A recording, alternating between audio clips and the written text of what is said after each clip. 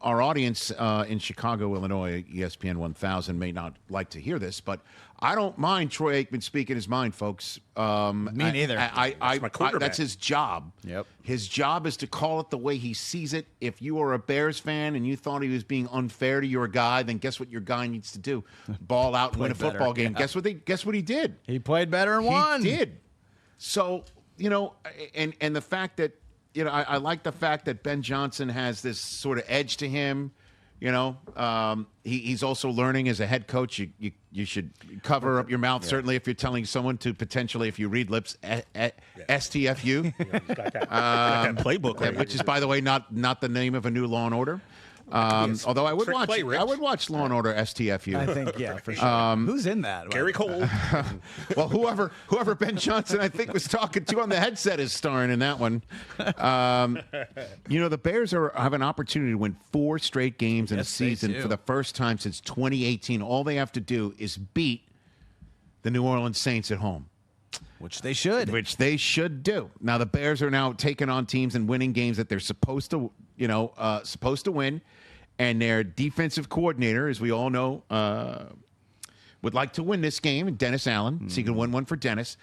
But, the whole business of clapping back at Troy Aikman, like that, again, that's his job. And in case anybody's wondering that Troy, it was personal because Caleb didn't speak with him before the game. We always talk about these broadcast meetings that I tell you about. Like we spoke to Matthew Stafford today. And it does happen that a quarterback is not available to speak with somebody when they are available to speak with them in a broadcast meeting. I don't know how Monday Night Football does it, if it's like the way we do it, that we're all on one Zoom, it's an appointed time, and you hit it, and the player is there. A couple of years ago when we were here in London, Trevor Lawrence had a change in his schedule and could not make it to our meeting. He did, in fact, Zoom with Kurt Warner later. So the fact that he did reach out to Kurt later and Kurt was connected with him, a lot of people are reading into, well, Caleb wasn't there for the Zoom. Interesting. So Troy's axe grinding? And it happens. But I'm not saying that it happens at Troy's axe grinding. Right. I'm just saying that it happens that somebody's not available. And then I guess he tried Troy and Troy wasn't there to take his call. It's his job to call it the way he sees it. He does it for he does it all the time to Dallas. Yeah, he's harder on Dallas than anybody else. And that's why he's so great at his job. Yeah, that's true.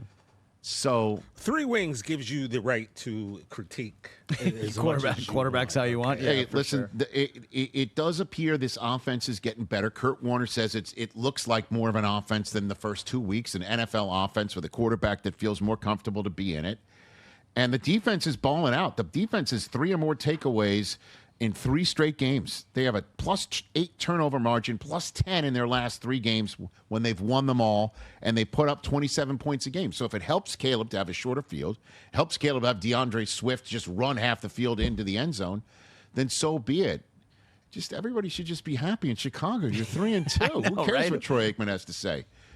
Larry Fitzgerald's coming up. What is there to be upset about? Last week, too. I said if the Bears get through last week against Washington, they got a nice little run where they can win a few games. Yeah, you're right. I mean, if Jaden Daniels held on to the football, and he couldn't, and the ball didn't just slip out of his hand in a handoff with 3 minutes to go in the game. Yeah, but well, I'm just watching this game back, and there were times when I think Troy was right to criticize the offense of the Chicago Bears.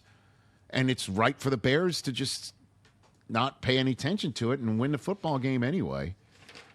But they are taking the football away. They've got 12 takeaways this season, 12 of them. So Dennis Allen's defense is opportunistic and doing what it needs to do. And again, if this offense can perform consistently well, get the run game going, get Caleb Williams some of those short fields, him throwing to somebody other than Rome Odunze with regularity. I know this is a high register Thursday. I mean, the Bears might just make the playoffs. That's what I'm saying. I mean, the Bears. That was an overreaction Monday on a Tuesday topic, Rich Eisen. They've averaged 7 more points per game this year than last year. It's the 4th largest increase in the NFL. A full touchdown. Ooh, what's the rest of that list? Do you have it? Yes. You can guess the largest points per game increase. New England. They are 3. The Colts. They are 1. Colts. Yeah, good one. And who's 2? Chiefs. Nope. Oh, really? Seahawks are 5. Come on, TJ. Oh, the Cowboys. That is correct. I thought you meant teams playing Dallas. Dallas Cowboys have scored 9.1 points per game more so far than last year. They're number 2? They are number 2. Dang. The Colts have scored. The Colts have scored a full 10.2 points per game more. 10. Wow. Hey, you made it all the way to the end. Thanks for that. Check us out every single day streaming live on Disney Plus and the ESPN app 12 to 3 Eastern.